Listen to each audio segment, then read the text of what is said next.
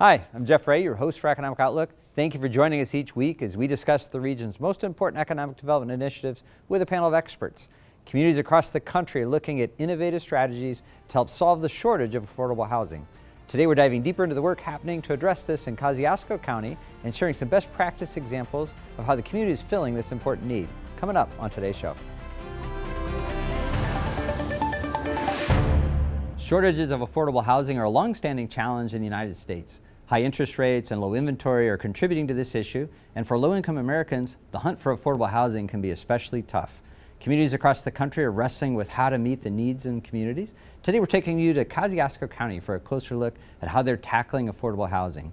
Joining me for that conversation are Stephen Meyer, the Chief Executive Officer at Intend Indiana, and Ben Logan, the Executive Director at Habitat for Humanity of Kosciusko County. Guys, welcome. Thanks for having us. Yeah, thank you for being here. Appreciate it. Important conversation. We've talked about it a little bit on the show before, but I feel like communities everywhere are doing this. You guys caught our attention for the work that you're doing in Kosciusko County, so I thought we'd have you on. Stephen, let me come your way first, though. So if somebody has not heard of Intend Indiana, tell us about what you do. So Intend Indiana is a statewide nonprofit that approaches affordable housing through equitable financing and housing development services. So we work both on making sure that there's access to capital to fund projects and also developing projects. Great, and Ben, let me come your way. So talk about Habitat. I think people know Habitat, but give us an intro to Habitat for Humanity of Kosciusko County. Yeah, most people know us. We're the nonprofit that brings volunteers and charitable funding together to build homes and hope with low-income families and households. And we've been around since about 1991, this local chapter of Habitat, and we build just about 3 homes a year, and we're also expanding into new programs as well. Habitat's got some great attention with former President Carter and the great work he's done. It's been wonderful to see the good work you do in communities, so thank you, Ben, for doing that. Stephen, come your way. So let's just talk about the crisis as a whole, right? So we kind of teased in our opener a little bit, but give us the landscape on affordable housing across the country, what some of the challenges are that kind of inspired Intend to dive into this topic. So over the last 5 years or so, housing costs have gone up by 50%, and it is everywhere. There are no communities that are spared from the rising costs of housing. And that is a combination of a lack of supply of housing, but also higher interest rates, the higher cost of building houses. And so we're seeing this real crunch, and it's not just in affordable housing, it's especially acute in affordable housing, but it's across the whole housing spectrum. And so our approach to this has been to bring as many tools to the table as possible to address these issues that are affecting every community. And I want to follow with that for a second, because it's interesting. You mentioned this tools. There's not a one-size-fits-all response to this. So you're coming up with innovative tools and ways and advice to communities on how to address it? That's right. And so we develop houses, single-family houses for home ownership. We support multifamily as well. So we're on the development side, building houses in Indianapolis, Shelbyville, Muncie, South Bend. But also on the other side of our house, we do lending. So under the Intend umbrella, we have 2 community development financial institutions, which are nonprofit banks, essentially. So we are supporting the businesses that are building houses with affordable loans, and then providing affordable mortgage capital for home buyers who are interested in buying houses. So again, trying to bring as many tools to the table as possible to work on this problem from every angle. Great. Ben, let's come your way. And so you gave us the quick Habitat introduction, but kind of remind us a little bit about how it works, right? So you for many years in Kosciusko, going back to 1991, have been trying to build affordable housing for people in the county. Talk to us about your model, if you will, and how that works. Yeah, like Stephen shared, when housing is in crisis, the most acute problems show up on people that are on the lower income side. So we serve people that make 30 to 80% of our county's median income, and they apply to the Habitat program just like anyone else who went to the bank next door and applied for a loan. But we dig a little bit deeper and we get to know them a little bit better, and when they're approved into the program, The really fun parts start is we actually have them complete sweat equity. So that's them working on site, gaining those tactile skills on the construction site, working on our restore, working at our events. They also go through financial literacy and homeownership classes, making sure that they're equipped with the knowledge that they need. And at the end of the day, they actually purchase that home. Once we coordinate the volunteers and the funding and the land to build it, they purchase that home with a 0% interest mortgage. So that's how we believe in lending without interest in that way. And this drastically brings down the cost. And also just because we're able to build a more modest home, something that's a little bit more in the 1,200 square feet, 3-bedroom, 4-bedroom. A lot of people say that's what my grandparents grew up in. Those are the homes that we're building, and that just drives that cost down, is able to make that affordable for them. And we do that because homeownership has so many kind of wraparound benefits. So it's not just, hey, I can afford this monthly payment that is a shelter and a safe place for my family. But homeowners have a higher net wealth from that equity, but from other things too. Their kids do better in school. Their families fight less. They eat better. They actually have less allergy meds. We've seen that a lot with a lot less black mold in our homes compared to where they were. So we do that because there's a lot of wraparound benefits of homeownership and that American dream of homeownership. So your chapter has been at it 34 years or so. So your work focused specifically in one area of Kosciusko, spread across the county? Where do you do the bulk of your work? No, we build all throughout the county and where we can find land. And land is always the biggest bottleneck of trying to find something that's affordable, but also where our house also fits within the natural landscape. We don't want to build something that sticks out like a sore thumb.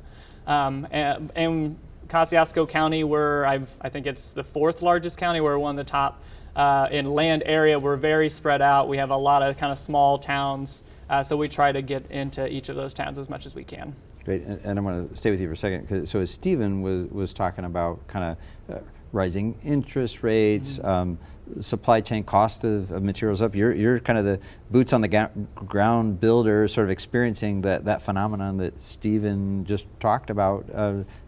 Talk to us what's happening with the cost of housing, of the houses you build in Kosciusko County. Yeah, our material costs are up, our labor costs are up. We use volunteers a lot. Everyone knows that you can come and volunteer with Habitat, but there are things that we don't use volunteers for, things that we need the equipment, expertise, or license to do. I don't have a fleet of excavators, so we do outsource things like that. So those costs are up, and like I said, land's a big one too. So being able to access lots that we can build on, and talking with other Habitat affiliates, not only has the cost go up if we go to buy that land, it's higher, but since the value of that land has risen, it's a lot less likely for people to donate it to us as well. And towns are just not annexing land like they used to, so you're working with a limited pool right there. Yeah, Stephen, come back your way and talk just a little bit, just maybe the statewide landscape. You mentioned working in quite a few towns. Can you dive a little bit deeper? Give us a couple examples, maybe from communities that you're working in on some of the innovative approaches you've been taking to sort of help spur housing in those areas. Yeah, so communities have different approaches and what their priorities are. So some of the communities that we are working in will offer free land or discounted land because it's something that they've had available for them, and it's been sitting owned by a municipality and not generating any tax revenue. So that's one way that some communities approach it. But on the other spectrum, communities are starting to become more sophisticated about how they incentivize what development is happening in their community. So one of the things that we will be working on together in Kosciusko County is developing a land bank, which helps move properties that are otherwise trapped in tax sale or have some sort of murky title to them, and move them back into a place where a Habitat or an Intend or another developer can actually build on them, and try to get through that process so that there's more visibility as to what a development timeline looks like. And then on the finance side, community foundations are becoming more sophisticated. They're doing investments into organizations that are developing housing and doing low-cost investments so that you can create a runway for projects. So really, there are a lot of different tools out there that, especially when they're brought together, can be really impactful. Yep.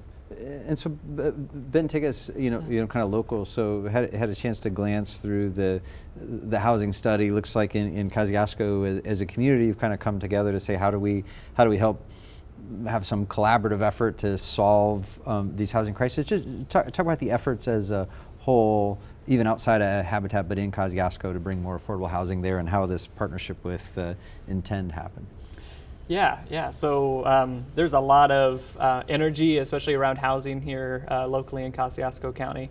And the interesting thing, if you're not as familiar with our county, is that we're not quite rural and we're not quite urban. Mm-hmm. The county has a population of about 80,000, so we're not as big as South Bend or Elkhart, but we're not as small as some of the more outlying rural counties. Mm-hmm. So there's enough people and momentum to have a thriving Habitat and have a thriving, but the number of organizations, nonprofit organizations focused on housing are very few because just of that smaller population to draw from for funding and for volunteers and things like that. But a lot of these smaller towns are really energized to bring projects to them. So our local Economic Development Corporation, our Chamber of Commerce, our elected officials, different councils are really trying to bring a lot of more projects and get them off the ground. But the thing with housing is that you got to start now to be able to see something happen 5 to 10 years from now. Right. And Stephen, talk about, so there's high demand for what you guys do. What would attract you to come work in a Kosciusko County or South Bend or some of the others that you mentioned? Well, we like to work in areas that have high opportunity, so good school systems, access to good employment options, healthy houses. Ben mentioned a lot of the benefits to especially children in houses. And so we look for communities that are willing to support affordable housing in those high opportunity areas. And so Kosciusko County is one of those places that's supporting affordable housing everywhere in the county. Our approach to this in Kosciusko County is through a mortgage product that allows people housing choice. They can choose any house anywhere in the county and be able to buy that house and live there, so it meets the needs of them and their family. I want to talk about how, and I'm not even sure which one, I'll go, maybe both of you on this one. So we'll fight over it. Yeah, exactly, because I think when we talk about one of the challenges is the lack of housing stock, right? And I think we're sitting in South Bend today and stuff, so as that housing stock is aged and a lot of it's deteriorated. So a lot of conversation about new, but can you renovate old houses too? Is it just new? What I think of when you're renovating, it's like, oh my gosh, lead-based paint and all other kind of costs there. But talk about kind of new versus old a little bit, and kind of that blending into the neighborhoods you're investing in. Yeah. Well, in Kosciusko County, and something that came out of the study that we're talking about, the median age of when our homes were built was 1980. So half of our homes are older than that. And like you said, in the 1970s and pre is when you start talking about asbestos, lead paint, and not necessarily all those homes have them, but you also just have outdated ways of building, ways of wiring houses, ways of plumbing houses. Foundations can definitely be kind of scary if you get into those really old homes. And for us, we get that question quite a lot, like, hey, why are you building new when we have houses that could really use, just some love and can turn it around? And you can ask any builder for this. It's so much simpler, and oftentimes in a place like Indiana, it can be a lot cheaper too to just build with what you have on an open lot. You know exactly what's behind the walls because you put it there. Whereas it can actually be quite expensive. And for Habitat, we're also, we're thinking about longevity in our homes for our families. We don't want them to have huge maintenance costs. So, these old Victorian style homes with rooms upon rooms upon rooms, they're not accessible. Again, those are great houses, and we need to maintain our aging housing stock. That's one of the things coming out of this housing study is how do we make the best of what we currently have and build at the same time. But I know for us that can be a challenge of trying to retrofit something to serve the families we serve. And any thoughts on that, Stephen? Yeah, we do rehab houses as well because of the issues that Ben raised. We typically do gut rehabs on those houses, so we're pretty much starting from scratch. And so it's not that much more cost effective, but it also allows us to take smaller World War II era houses that were probably 3-bedroom, 1-bath, and make them more modern, make them 2-bedroom, 2-bath for a small family or a couple, and make them more appealing than what they were before. Yeah. No, I'm more curious, and I appreciate that balance because, maintain that character of the neighborhood, but also fit in new there. Talk for a second about maybe local government, the important role they play. Part of me when I start thinking about the cost of this house, and I think in our county, for example, it's about $250 a square foot, and by the time you build 1,000 square foot house, that's not very affordable. And in South Bend, in particular, has in some cases the lot, tap fees, building design, all that kind of stuff. How can the local governments help most catalyze affordable housing development? I'll come your way first. So local governments and partnerships with local governments are incredibly valuable, and really it's difficult to have successful programs around housing without the buy-in and support of local governments. So for us, predictability is incredibly important. We have federal grant requirements that have to be spent within a certain period of time, and so having predictable permitting schedules, understanding zoning and how long it would take to rezone property, and also support for pursuing other grant funding that may be out there, and are they willing to come to the table and say, we're putting some support behind this project, we are asking you to support it as well.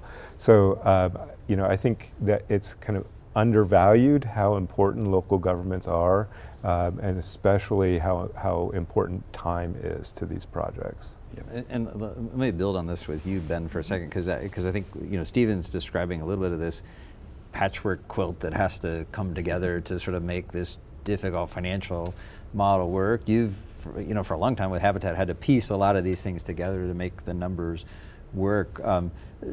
Talk about how challenging that is sometimes to get all those different pieces, and how maybe the city or the counties have helped you bring some of those costs down in your area. Yeah, and I'm with my role in Habitat, I was actually brand new to the world of housing, especially affordable housing. And I always called it's the longest line of dominoes that all have to fall at the right time in order to get something done, get something built, and get the keys handed over. So when you talk about not just land acquisition, but development and time for the funding and volunteers to build and the families alongside that, it can definitely be challenging. And we have great local governments in our county. Sometimes the fun thing is that, like I said, there's so many spread out towns, each one takes a slightly different approach. And we're trying to build a house in Warsaw might look different than in Mentone, and it will look different than in Syracuse. And knowing that is part of our job. But we have great support from the local government officials, and it's really good to have them because they also know the history of where we're building as well. And especially Kosciusko County is blessed with just about a little over 100 natural lakes. And the tough thing about that is that in between lakes are usually marshes, they're wetlands. So when we talk about trying to find the best piece of land, local governments actually really help us saying yes there, no not there, and things like that. But they've always been very generous, very supportive of our work. Great. Stephen, help us with I would say this term affordable, and maybe both of you weigh in on this, because I think there's a little bit of a negative stigma sometimes. But really, this is the workforce. These are the people that work in our restaurants or our factories or whatever. How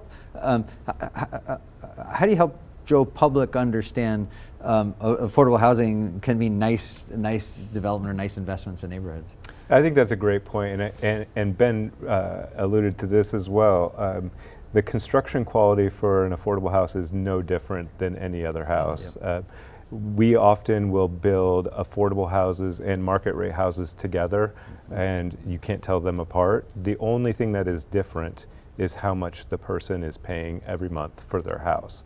And so we take great pride in that we want this to be an asset that builds wealth for families, and so we don't want it to be something that's less than. It is the most valuable asset that family will probably ever own, and we want it to age well, and we want to make sure that they don't have to put a lot of money into their house over the years, so when they may not be able to afford it. So just like Habitat, we put a lot of pride in the construction quality that we have.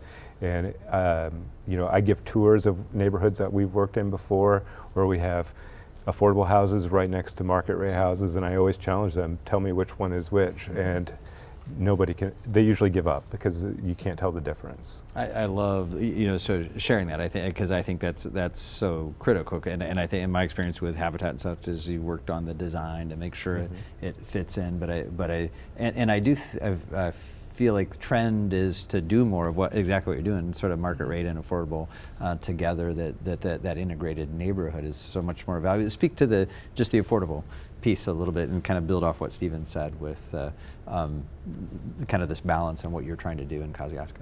Yeah, so like I mentioned earlier, affordable, there's a real term to that, and it's usually, just to simplify, it's people who make less than the median income of that, and that's based on household size. So for example, in our neck of the woods, a typical Habitat family honestly looks like a single mom with usually 2 kids.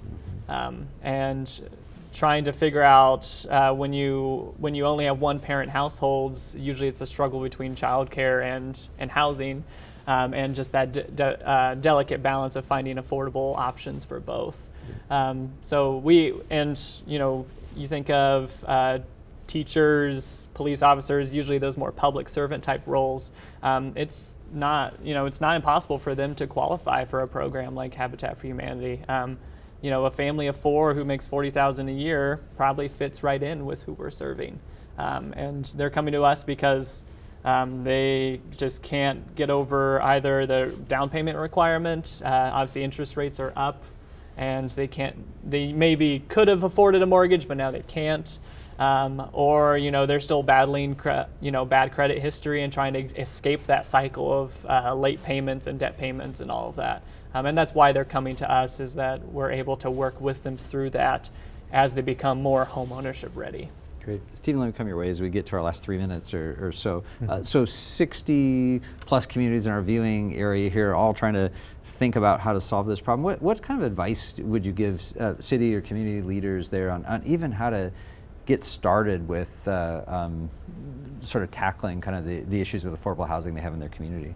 So the approach that Kosciusko County has taken is really a model for this, of having the conversations and really understanding the breadth and depth of the problem. This is housing issues that we're facing now have been in the works for a generation, and it is not a one funding round solution or even one administration solution. This is going to take decades to work our way through. So we need to be thinking about programs and how are these sustainable, and are we building the talent that is needed to be able to build all the houses and renovate all of the houses? Are we working on the education side, making sure that people are working on their credit so that when they are ready for home ownership, that they're mortgage ready?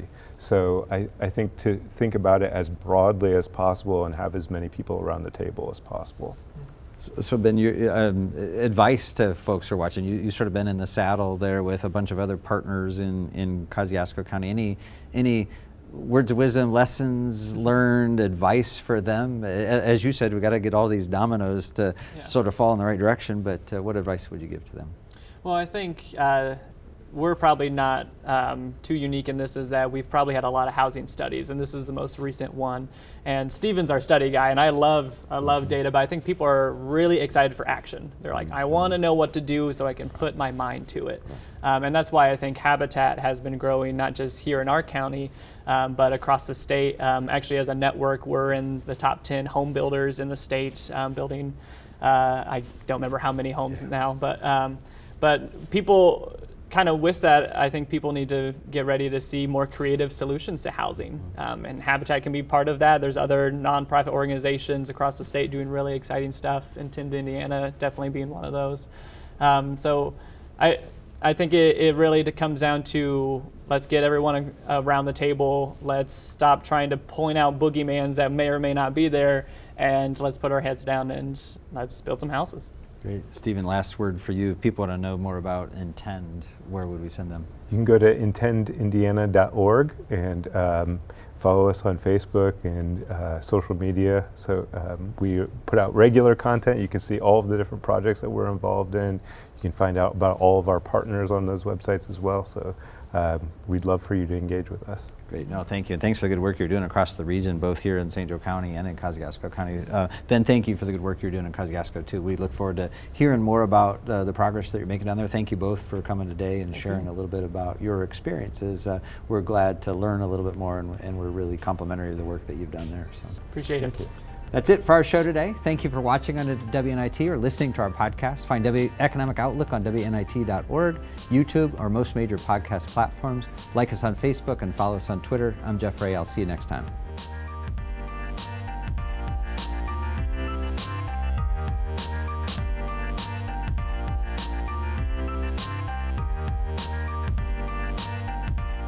This WNIT local production has been made possible in part by viewers like you.